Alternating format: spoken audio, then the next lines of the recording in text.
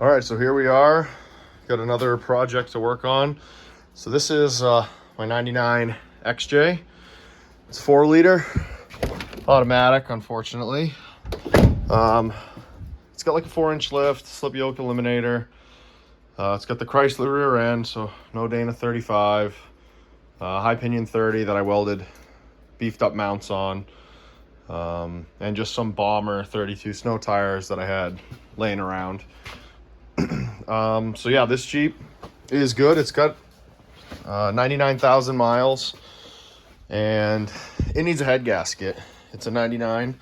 So I ordered some parts for it and I'm going to go through and pull the head off, inspect the head and just see what I find. Some XJs do have a tendency to have some cracks, but that seems to have started in the year 2000. So we're gonna do a little look at that, make sure the head's good before I put it back in, and then address some other things. This Jeep's had several owners and we haven't had it that long, but you know, there's always something you can make better. There's a lot of hack wiring and stuff because it had some crappy anti-theft system on it that basically all it was good for was making it so you couldn't drive it when you wanted to. I think it's been in a wreck at some point in its life, but goes down the road good. It's not rusty. It's just a good old Jeep and it needs a head gasket. So that's the mission. It's about 20 degrees outside and it has been cold here for a while. So I drained the coolant out of it about a month ago when the temperature started declining. Pulled the bottom rad hose off and drained the radiator, drained the block, so that it would be good to wait until I had time to get it in the garage, which you see it's awfully tight, you know, but you know, you got to keep stuff somewhere. So normally I would just do the wrenching outside or whatever, but like I said, it's way too cold. So I got a new head gasket kit for it, new studs, because who knows what this thing's had for a life. I noticed when I was looking at it before that some of the bolts look like someone's been at it. And you can see here, the edges are a little bit rounded. Notice that on a few of them. You know, I haven't really gone through it, but we'll see what we see. But I won't be at all surprised to see if someone else has been in here before. So yeah, this little video is just going to be me taking the head off, exploring what went wrong, and then ultimately putting it back together, because this Jeep's going to tow a snowmobile trailer and basically just be a toy. Got other stuff I can drive, so this one's just cool and it's time to make it better.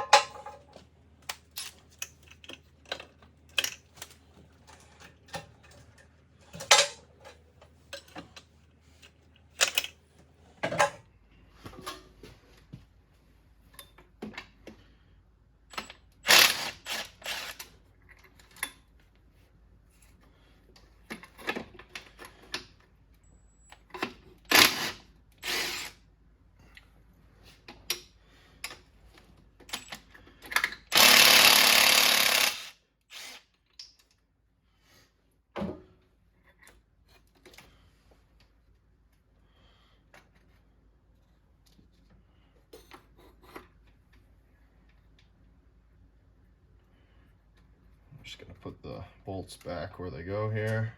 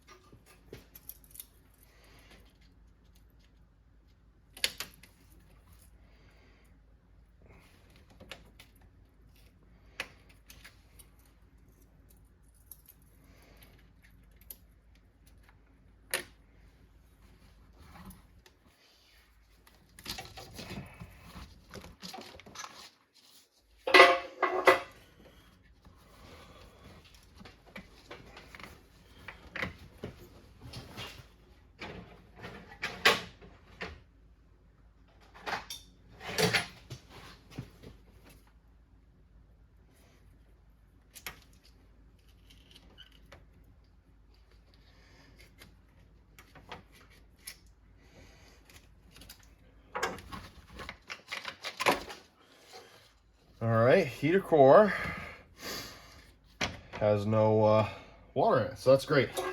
I was wondering if I was able to get everything out, and looks like it worked.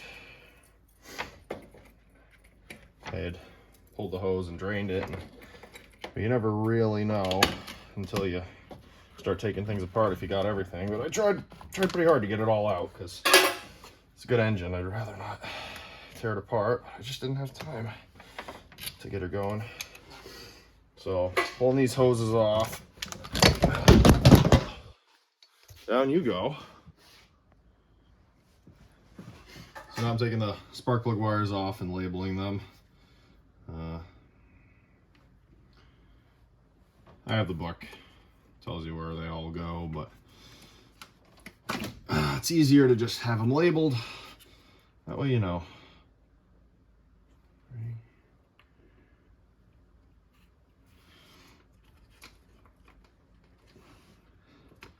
The more I'm looking at this engine, the more I can tell someone's definitely been in here, which is a bad sign, because someone had the rocker arm cover off at some point.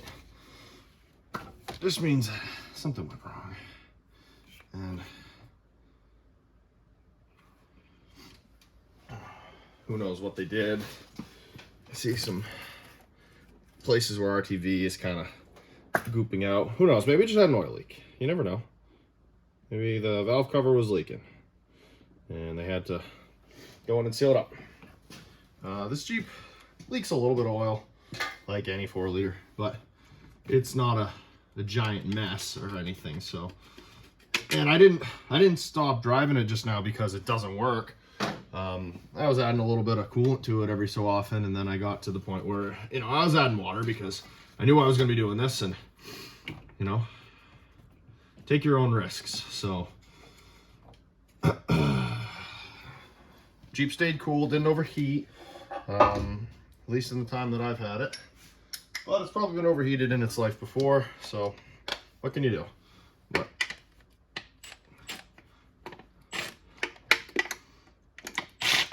okay.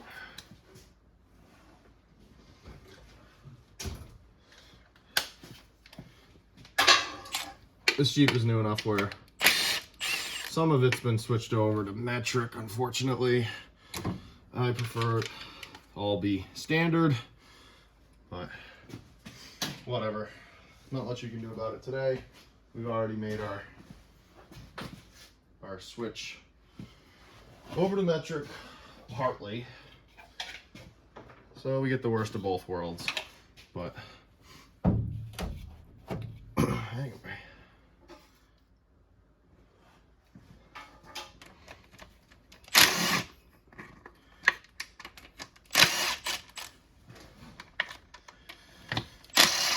so in my head somehow I have this bit sped up.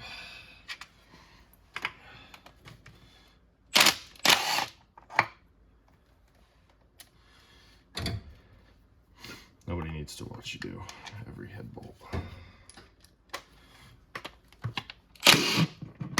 Valve cover bolt, anyway. Any more? I think that's it.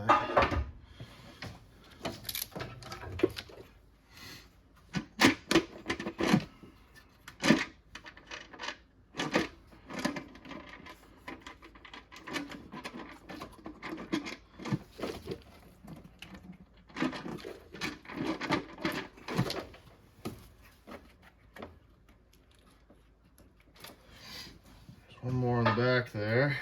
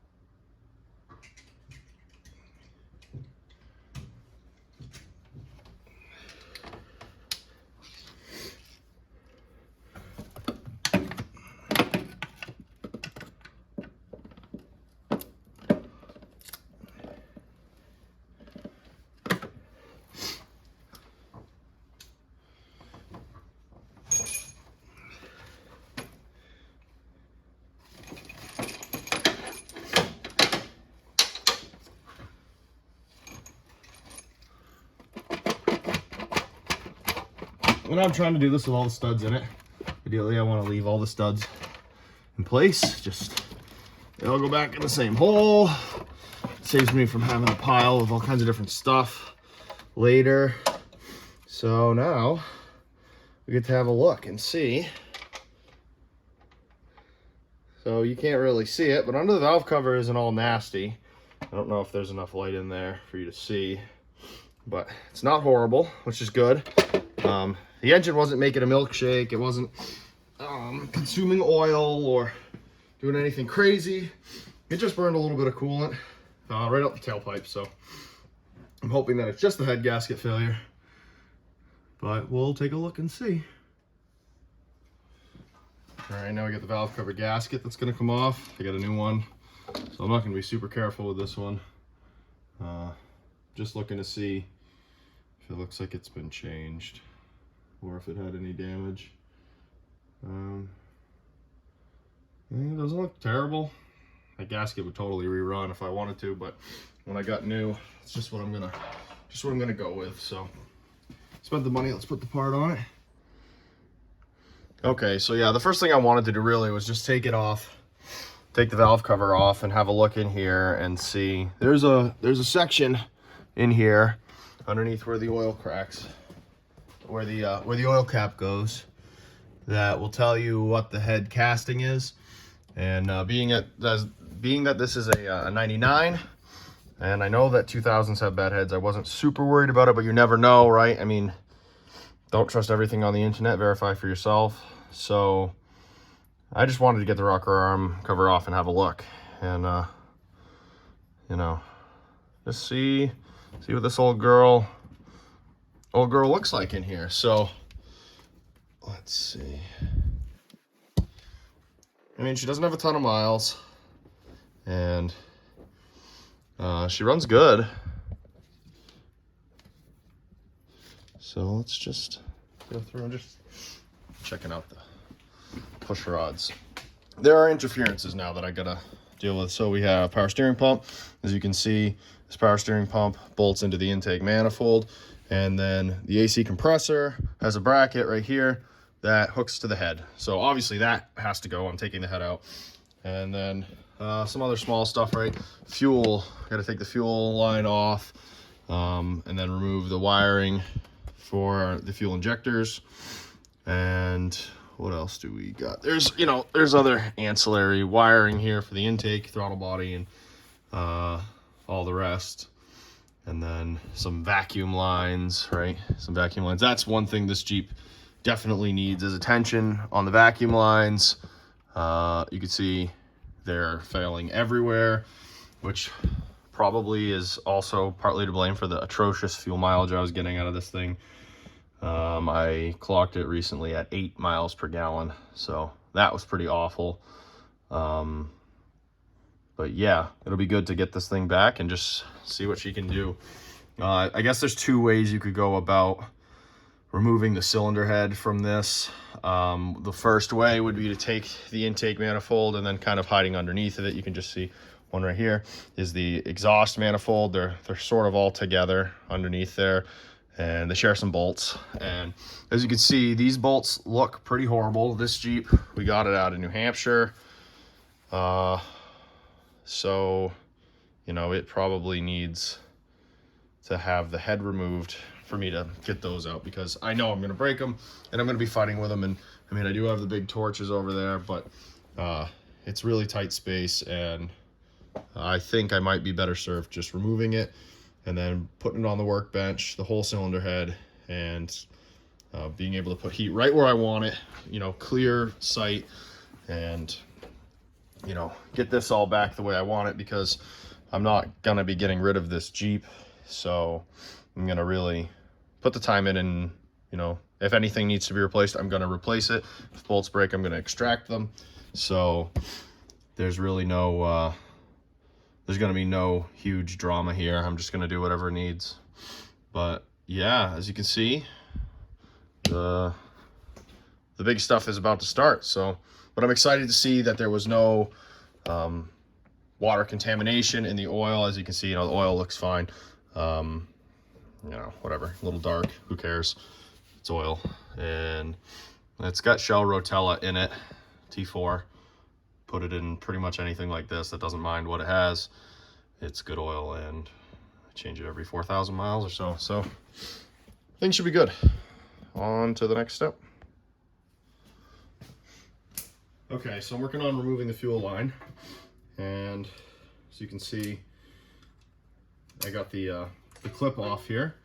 So then these fuel lines have sort of like a Chinese finger trap going on inside when it slides over. So you put this little guy in there and it'll pry it off. You just gotta make sure you get the right size. I believe is this one. And wait a second, 1, 2. You just fit that in there like so.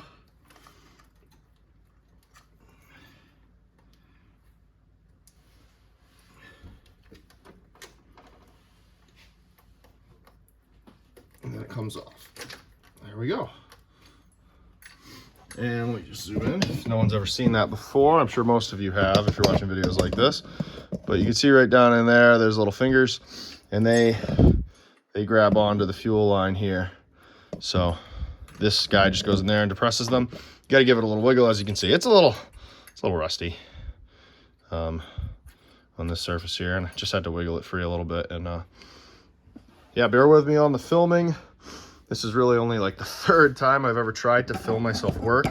And I have a new appreciation for people who do this and do it really well, because it's one thing to wrench, it's one thing to film.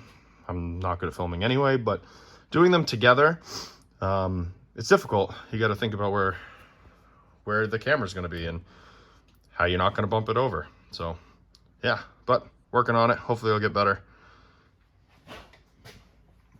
All right, so I'm gonna just remove the electronics that talk to the fuel injectors. And they just have these little plastic teeth that hang on to the head studs. And that one was already broken. So more signs that someone's been in here, well, at least once before. Let's see. Comes off without too much fuss. And you can see right in here, there's just little serrations that hug the teeth. And I just kind of wiggled it out. All right, so now I've got this cracked loose here. Take that out, see what we see. I see a lot of RTV here, which it's gooped out from the face, which I wouldn't say is a great sign. I mean, someone probably just did the thermostat at some point, but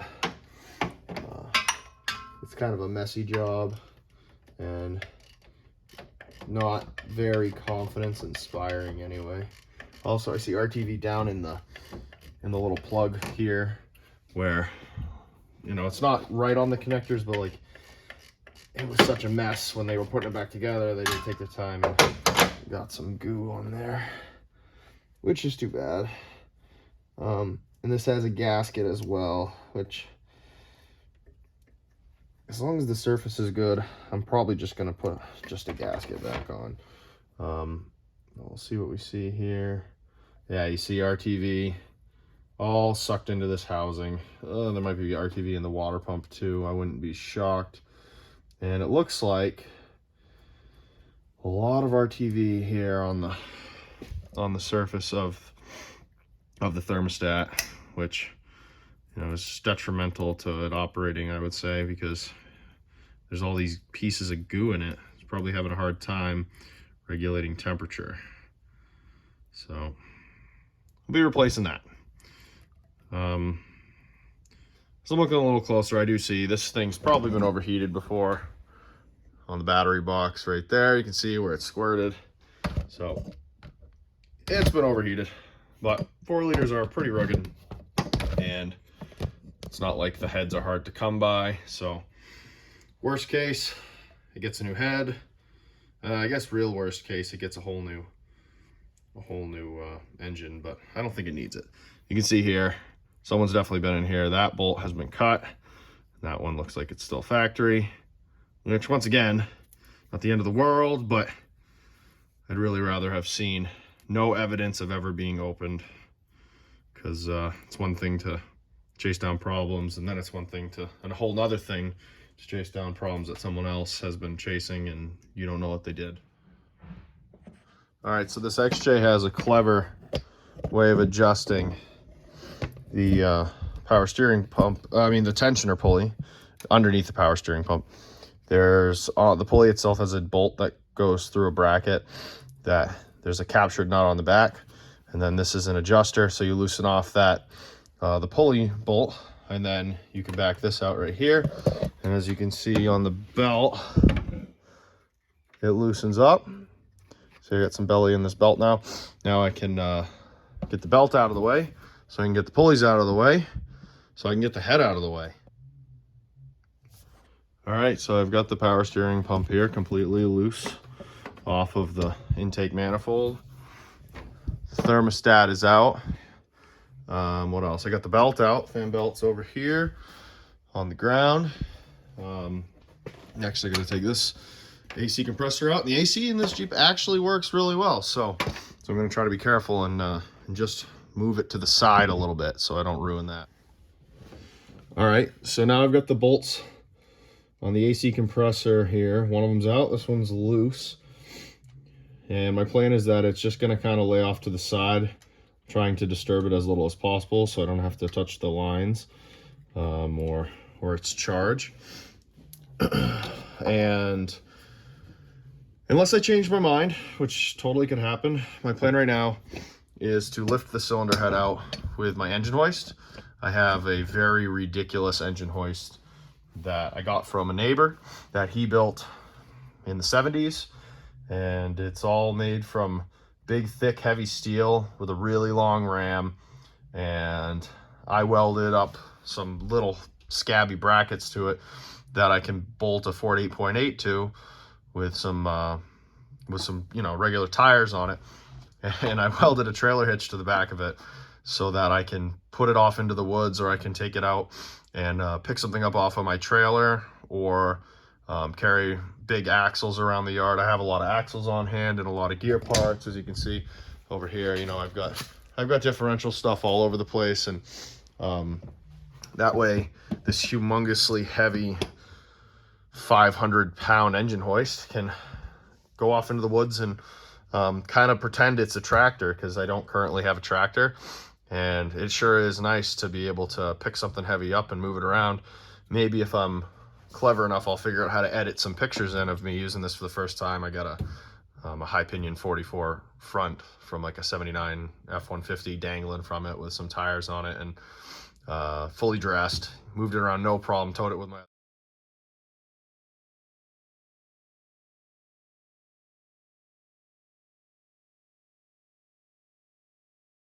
Jeep. And it's totally ridiculous. It's really redneck, but it unbolts and it goes right back to engine hoist mode, so it should be able to come right in the garage here and be used as an engine hoist by me for the first time. I've never actually used it as a hoist, so this will be kind of cool. And I can see if my master plan of having a dual purpose hoist works, because that was kind of what I wanted to do. So this will be a great opportunity for it, and hopefully we'll take off all the clips that hold the fuel injection rail to the fuel injectors. Hopefully I don't lose any of them. I got real lucky on this one.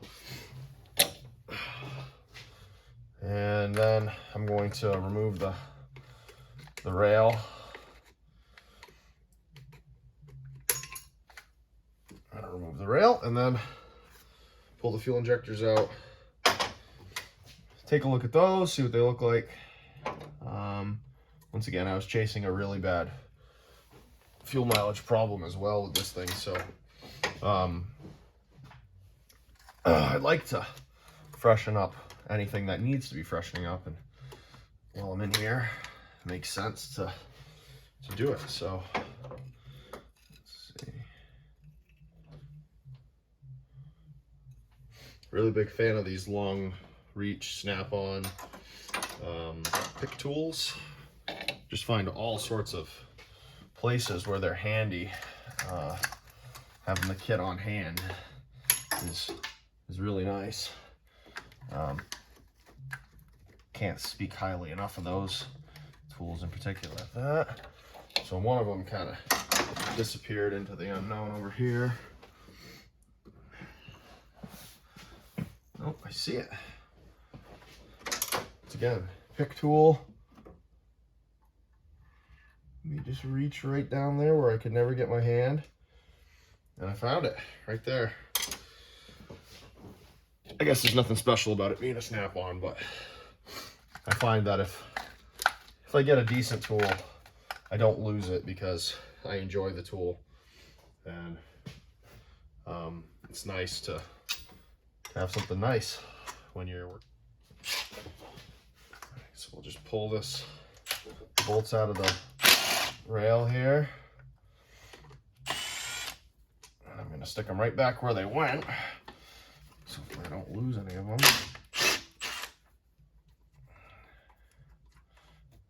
There's one more over there that's right in a tight spot. So I'm just gonna stick a nice long extension on there so I can sneak right in. I haven't really decided what sort of videos these are going to be. I probably won't do just like, here's how you do this thing. My first video up here, I was putting together a little part on a newer Grand Cherokee, and it kind of turned out like that, but that was just because I felt like it was a recipe, like a simple thing that I could just do, you know, who hasn't watched those videos before, and just see how filming works and whatever. So that was my plan anyway, and I feel like it went okay. So more to come on the learning curve, I guess, of how to make a video that is worth watching. You can see here on the fuel injectors, they have the Chrysler symbol on them. So to me, that's almost 100% guarantee. These are original. Very few people are going back and putting OEM parts on something. So some of the gaskets look a little tired. I might have to address some of that. They weren't leaking, but you know, is any of this as efficient as it could be? So now I got a little bit more labeling to do, and I guess the good thing of this is I'm taking a video, you know, so labeling is a little less important when you're filming everything you're doing. But I'm going to take the plugs off of here, and then vacuum lines. Then I got to get thinking about what I'm going to do to replace these vacuum lines. There's a whole bunch that are broken, and it's really aggravating. So I kind of want to just replace them whole, like all of them, while I'm in here. I mean, I'm gonna have the head out, so there's gonna be a lot of room to route stuff and chase down problems. This is probably the best opportunity I'll have. All right, so I've removed the vacuum lines that went here. Here's a good shot of what I was talking about. So right here, it's cracked pretty badly, and that's not even the worst one. One of its sisters right here, I thought about touching it and it started to fall apart. So obviously right there, massive vacuum leaks. Something's gonna have to be done to address that. I gotta find the right parts. But for now, I'm just taking off the fuel line here from the intake manifold. The more I look at this, I'm thinking maybe I could take the intake manifold off, but I really don't know if I'm gonna be able to get the exhaust manifold. So if I could just pull the intake first, it would just give me more room. So I'm gonna look at that. I might go take a look where all the bolts are and see if that seems viable.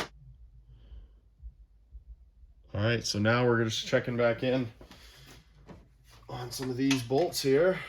First one broke free, so maybe I'm gonna be lucky here. We'll see. It's tight clearance on a lot of this, but hey, we're 2 for 2. So that's pretty good. And where else would we grab it? Intake manifold right here. Oh, that one went easy too. I don't know, maybe I'll be able to pull this off. I wasn't expecting to be able to get these off. I was I was ready for a big fight and torch action and all kinds of broken bolts, but I mean, this Jeep isn't super rusty, so maybe she'll go. I think it will. All those broke free. I was able to get all of these bolts. I'm just getting the last one now. On the intake manifold free with absolutely no fighting. They're pretty easy to get to, all things considered, with the flexible wrench and flexible ratchet. Anyway, just put it right back. I guess got one thread left. There it is. Last one came out, didn't break. Can't believe it. I would have thought all those would be broken where they share with the exhaust manifold.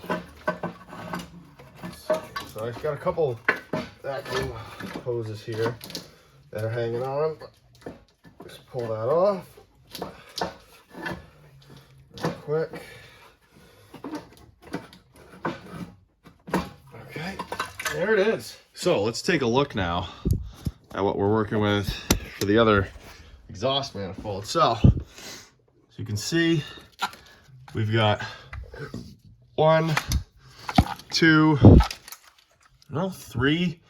three bolts. These ones would have had a high heat load, but I don't know. I'm wondering if maybe I'll get lucky. Here's another bolt that fell. I'm gonna clean those up, probably replace the washers on them if I can find the originals. And yeah, but intake ports are dirty. Yeah, I'll be interested to see what's going on in this head. Spark plugs will tell a story. But cool. That was awesome. Parts pile is growing.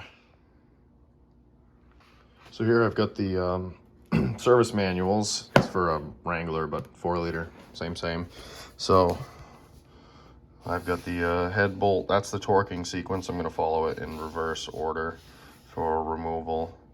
And all the torques. Books are pretty handy to have.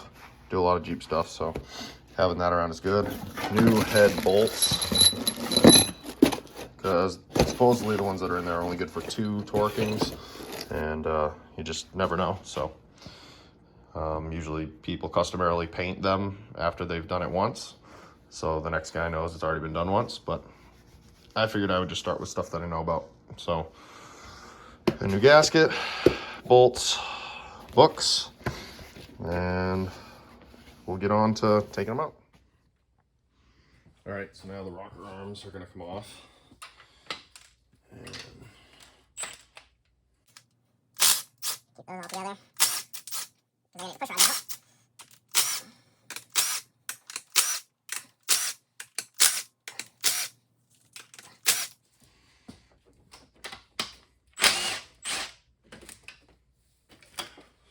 And then I'm gonna place them in order over here, just how they came out.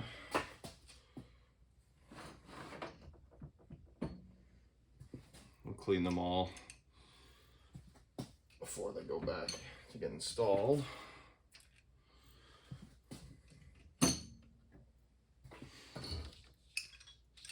So this is gonna be all going right back where they were.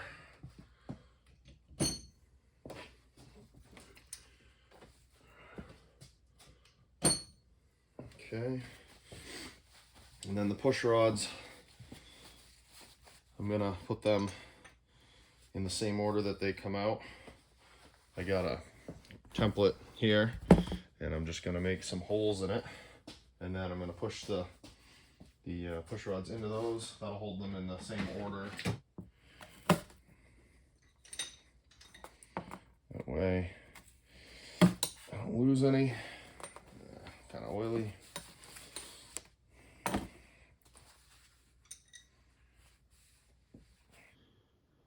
So now I'm going to take the head bolts loose, and here I'm going to go in the reverse order of install. So install, you start in the middle and you work your way around like this, kind of like we saw in the picture down below. So I'm just going to break them loose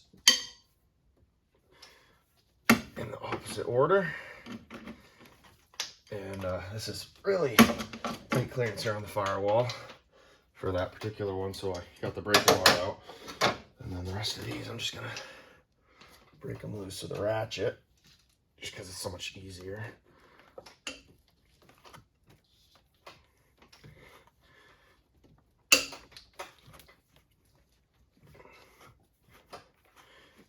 Okay, so that one's off. And then we're going to go do this one.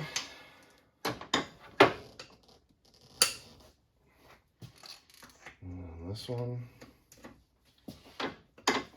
On large diesels, which is what I was trained on, you have a mechanism, we call it like a chandelier or an octopus, that goes on all the studs simultaneously and tensions them so that you loosen and tighten everything together in one go.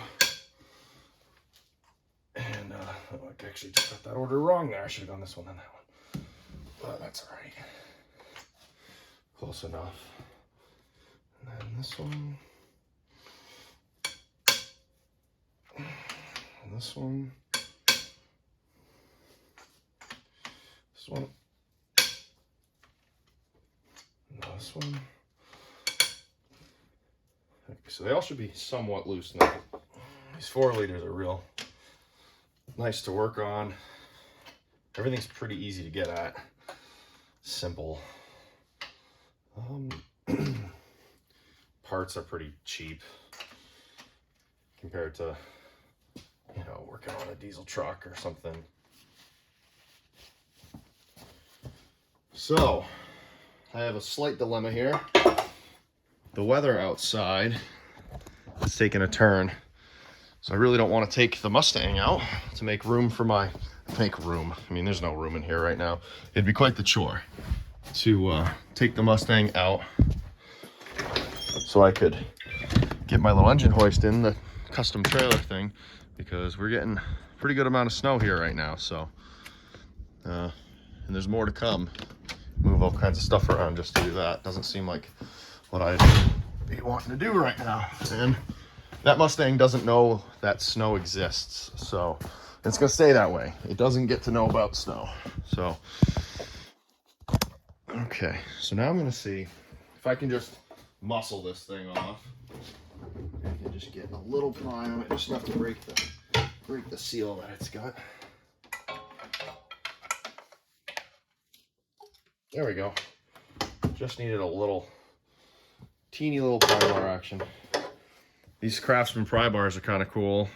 They don't make much in the US anymore. Last I checked, they were still making these here.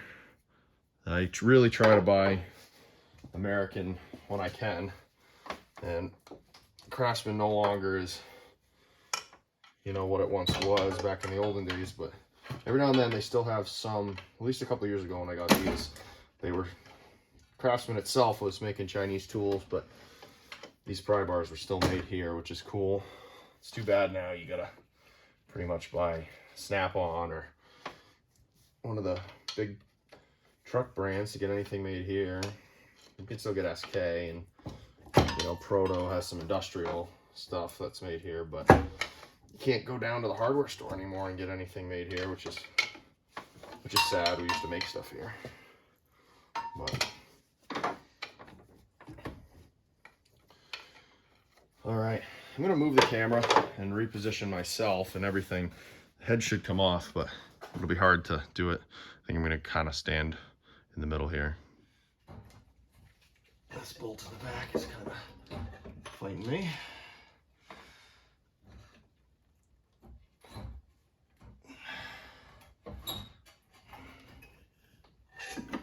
Get that out of the way.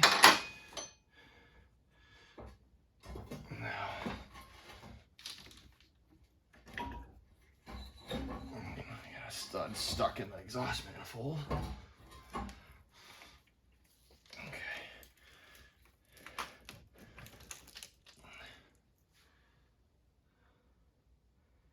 kind of curious about what the spark plugs look like. I'm probably just gonna change them. I have no idea how old they are. And I'm doing all this stuff to it. Might as well go with some new plugs. They're not that costly. I'm used to pulling cylinder heads with a 10-ton crane. Big engines are actually much easier to work on than cars. They're designed to be overhauled, to have hundreds of thousands of hours of operating life at like full load.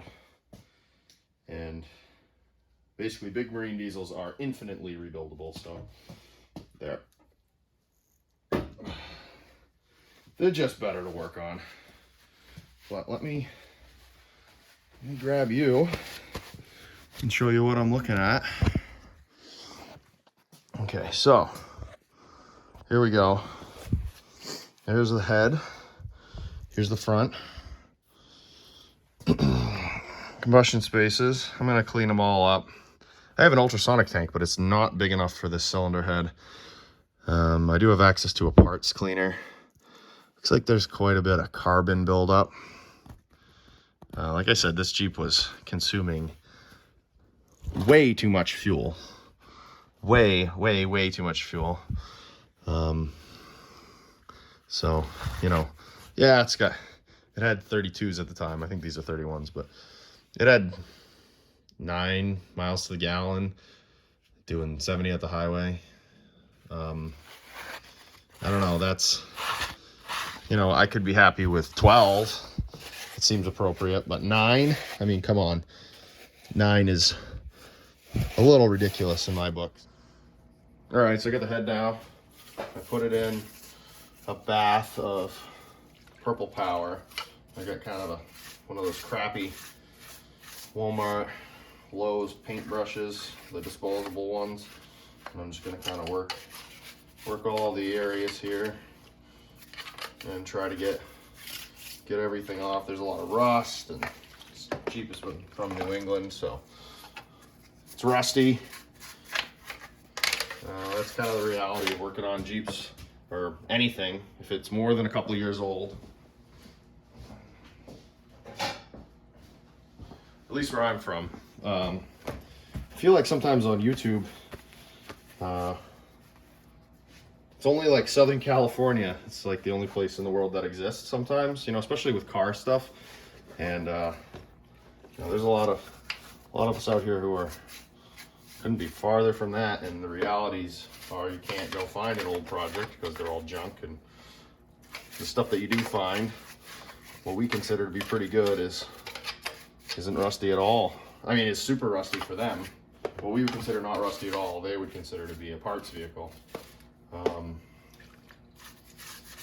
was looking at a flock of flat fender Jeeps the other day, trying to just look for one. I really like flat fenders, and hopefully soon I'll be able to find one, the right one. But when I was looking at, you know, between them, none of them had floors. Fenders were junk. They all needed, basically, could all have a tub replacement. Wouldn't be even a little bit crazy.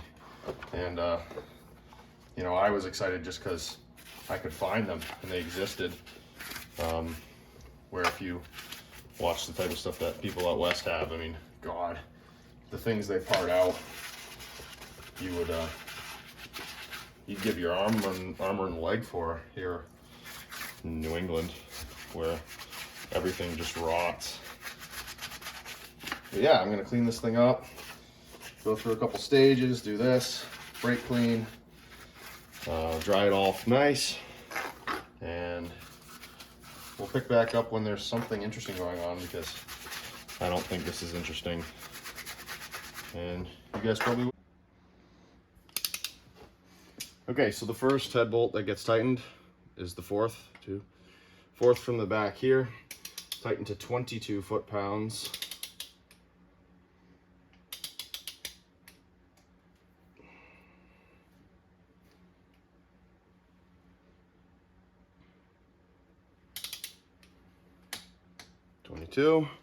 Followed by the one right next to it.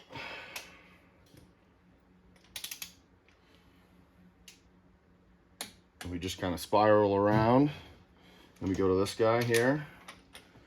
Yep, 22.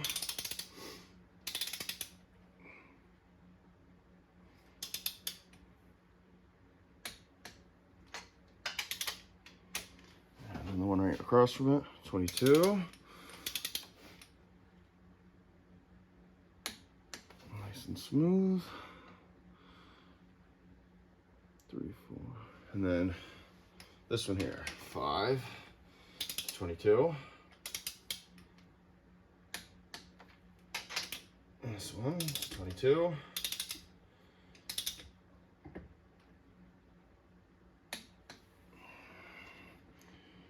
That was 6, so now we're going to 7, which is right here. Let's go into 22.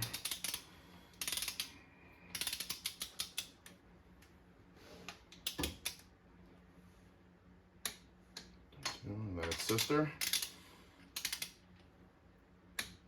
22. It was 8, and then back. And the back here, 9, 22. And this one, 22. So that was 10. Now 11 is special, but I don't think it's special yet. Let's just see. Yep, tighten them all to 22. So we're gonna do this one.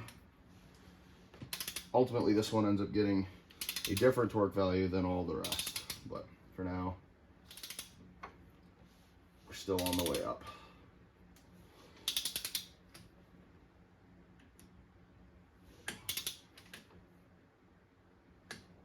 Okay.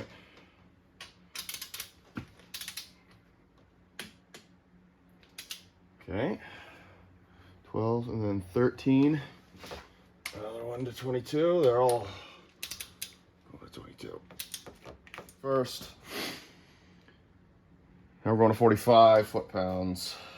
Let's see. 45 foot-pounds. So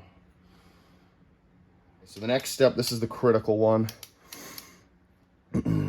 Check all bolts are set to 45 foot-pounds. Tighten in sequence bolts 1 through 10 to 110. So I'm going to stop on this one. I'm not going to do this. This is 11. 110.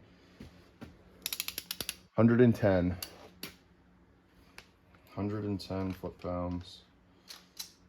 So applying torque in this way, especially with the sort of torque wrenches that like your average person has, is not how it's done necessarily in large applications. They'll have an amount of turns from flush, which I think is a much better way to do it. Someone with math, an engineer, did the math and knows how tight that bolt will be when turned a certain point past flush as the tension increases. And then you don't have to rely on measurement equipment in the same way. So it's really handy when you have large, especially in these large engines. They'll say tighten to flush, then proceed to go 3 flats, 5 flats, whatever the particulars may be. It's different in different applications, but as an engineer performing the work, it really makes it simple. And you can go out there with any wrenches. If you're doing 40mm nuts, you physically can't use a torque wrench to tighten them.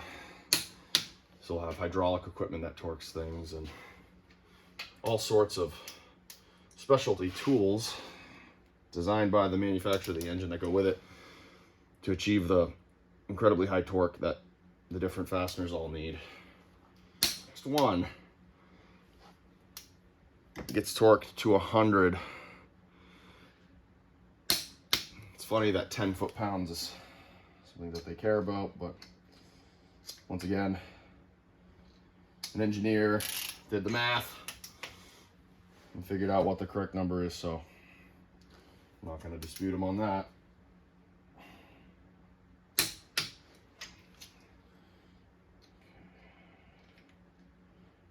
Although I would be willing to bet if you just haul them all down to 110, you're not going to break that bolt. It's probably fine. But once again, the clamping load would be imbalanced because that thread is lubricated. So, you know, maybe it would be harder on the head gasket. Maybe you would lose some longevity due to the fact that you have uneven clamping. So, may not be about the strength of that bolt. That bolt is pretty rugged and is probably nowhere near, or definitely nowhere near its actual ultimate strength. So I'm a little motivated to get this Jeep going right now. We had some snow, and anyway, my wife wrecked her winter beater. It wasn't her fault or anything. It was just horrible driving conditions, and she ended up in this patch of icy crap, maybe a half a mile away from home, down to 100. She was almost home from work. She went off the road, stuffed it into some trees. She was fine. Back to 110. And then immediately after, several other cars slid right into the ditch behind her. So a local wrecker hauled it out, and it was a pretty decent car, 2016 Chevy, oh God, nothing special, Chevy Malibu, and it may be totaled, I'm not sure, but I want to get this going so I can drive this to work until we figure out another good winter beater situation. So this Jeep's gonna live and do winter duty for a little while, even though I don't like doing it, because I do like this Jeep, and I usually only drive stuff in the winter that I don't care much about, because sometimes you slide off the road and you mess up the car. So this is coming back pretty soon. This is the big push today. So, all right, head bolts are tight. On to the next.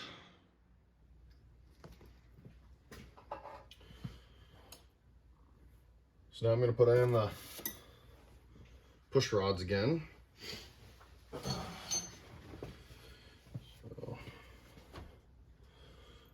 push rod goes in its hole.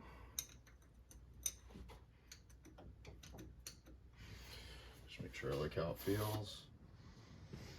So here I'm going to oil up the push rods and valves with my goldenrod oil pumper. It's a good old American brand. They still make things in the USA. Very cool. I think these are made in Colorado. And to me, it's really cool when you see something like this.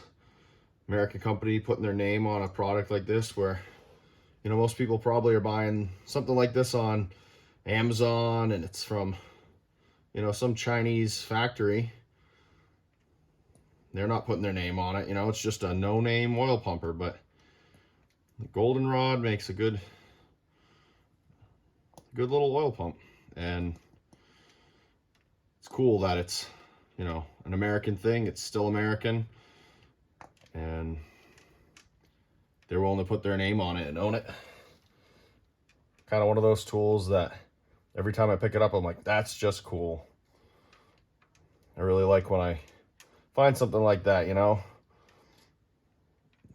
proof that we still can make things here instead of just outsourcing everything to the Chinese, who are just gonna take whatever we send them, copy it.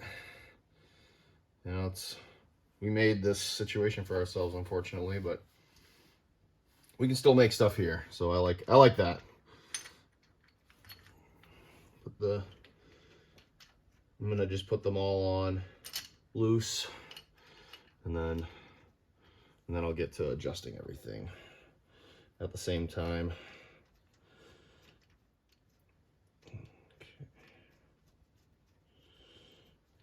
Okay.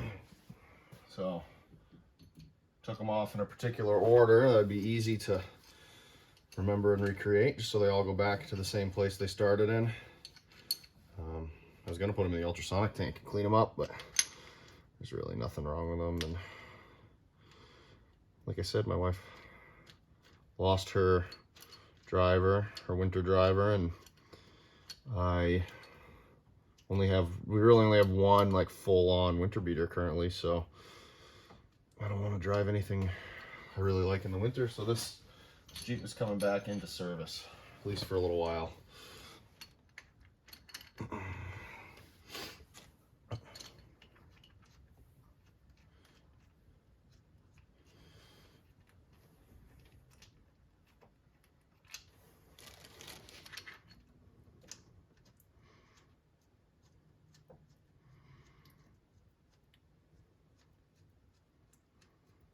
So the past couple weeks, I had a guy who was interested in the red F-150, who potentially wanted to trade it for some CJ2As and CJ2A parts. I really like CJ2As, 3As, you know, any flat fender, M38s, MBs. They're all very cool to me. And you know, I constantly am kind of looking around in the local area to see if anything decent turns up. And these ones ended up not going through. There were some cool ones in there. Nothing very clean. Everything was pretty beat. And, you know, if you found these Jeeps in Utah or Arizona, California, if you didn't scrap them, they'd be parts Jeeps at best. But around here, you know, we only have what we have. There aren't endless scores of, you know, rust-free anything if it's more than a few years old. So when you find stuff, you know, we'll fix the body. And I think the level where things get parted out here is much higher. We're willing to accept something rougher just because, you know, it's that or nothing.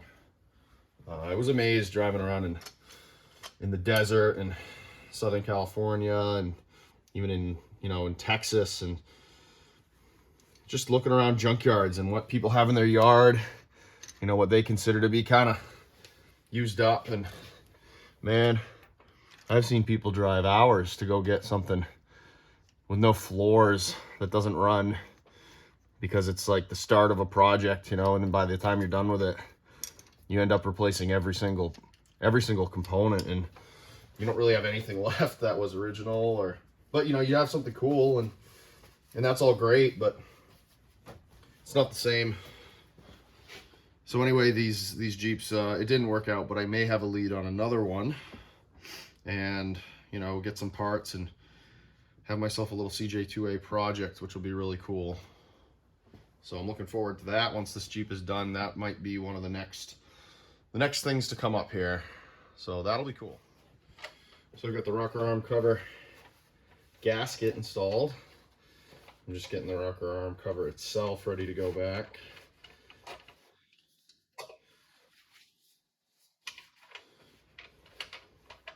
I'm just wiping it off, so hopefully it doesn't leak too bad. Be shocked if it didn't leak a little in an old Jeep, but you know, as long as we keep most of the oil in the engine, that'll be good enough for me. But new cover, new gasket, and good cover, so I don't see any reason why it should be. So here's a slight issue that I'm running into. I mean, I know exactly what I'm gonna do, but still, I did not like the way the bolts looked when I removed the intake and exhaust manifolds. They were just tired, and they'd been, you know, they're rusty, and they're a little, I guess they're like a conical washer, probably is the right term. It was worn out. You see, I got a whole bunch in here. Yeah, you can see here. This is one of the better ones. You can see in the root of the bolt where it's corroded pretty bad. Some are worse than others. I had ordered from, oh God, well, I don't know, some online parts place. I can't remember now. Here's one. Here's an example of what I'm talking about. See there, right there. That's obviously it's not very strong and not really even very flat anymore. I'd ordered from Rock Auto, I guess. I think that was the one. New set, but they haven't made it yet, and we're right before Christmas here, knocking right up on Christmas, so everything's delayed, shipping's slow, and I need this car back as a car. So I'm gonna put it back together with these The ones that I have, I'm gonna put the worst ones on the bottom, the worst ones on the top, so I can change them out. At least with the best, you know, with some new ones. And the ones that are closest to the best, I'm gonna put on the bottom, so that hopefully, you know, I can not have to replace them. They're not all terrible, but obviously some of them are worse than others. So yeah, I guess it's just kind of the decisions you got to make when parts don't come in. But anyway, I've got the intake manifold here. We do a little cleaning on that, and then we'll bolt that up. Okay, I got the exhaust manifold lined up. Now try to snake the intake manifold in.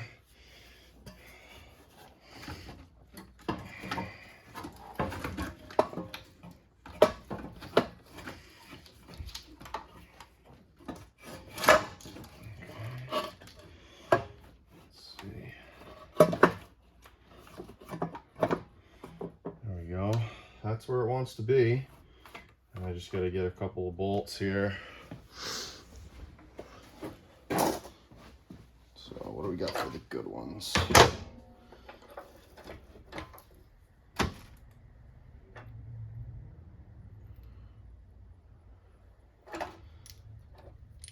like I said, I'm going to try to use the bad ones for this. I mean, I suppose even if I do wreck it, I can always get another one. Another gasket and pull the intake manifold off. It's not really all that difficult. It's kind of a pain, so I'd rather not if I can avoid it.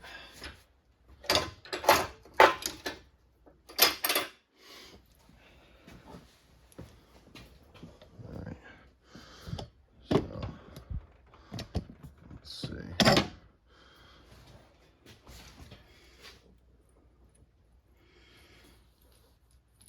So this is a rough one here. You can see it's rotting on the inside a little bit. So that's what we'll use up here. Really don't want to do it, but I don't feel like I got too much of a choice on this, so okay. So I'll put that guy here.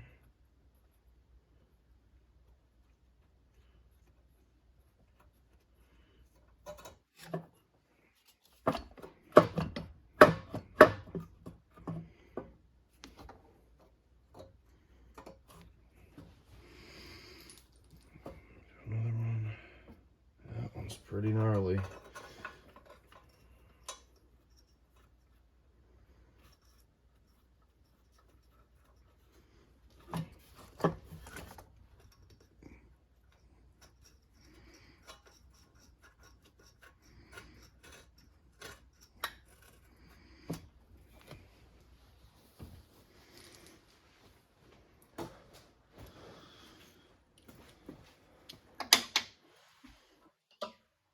There's also a couple that go right on the ends here.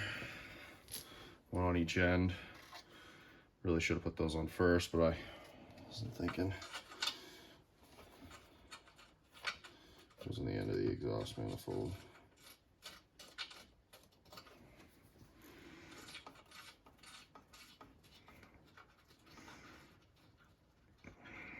You'll need a wrench.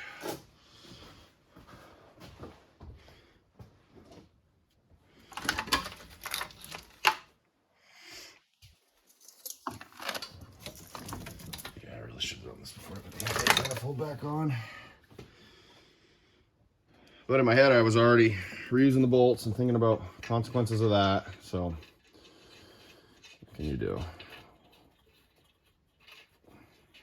Okay. Let me tighten those two up first, I guess. Might as well start at the beginning.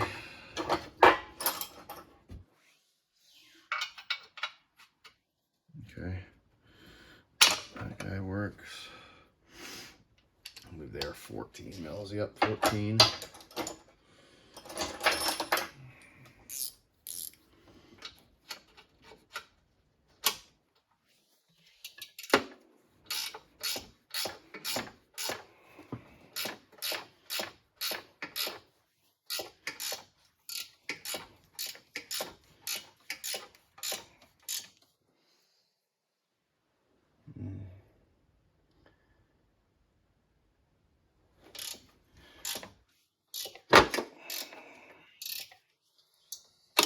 All right, we'll come back and see where I'm at later.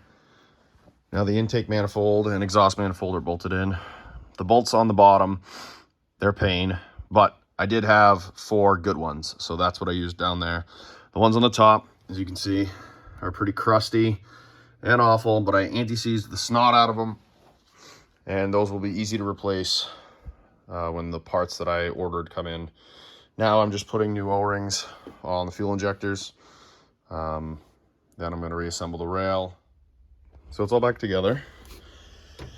It's full of coolant now. Should be ready to give a test start and make sure everything's good. But I feel good about this, so I'll get it started and we'll see what happens.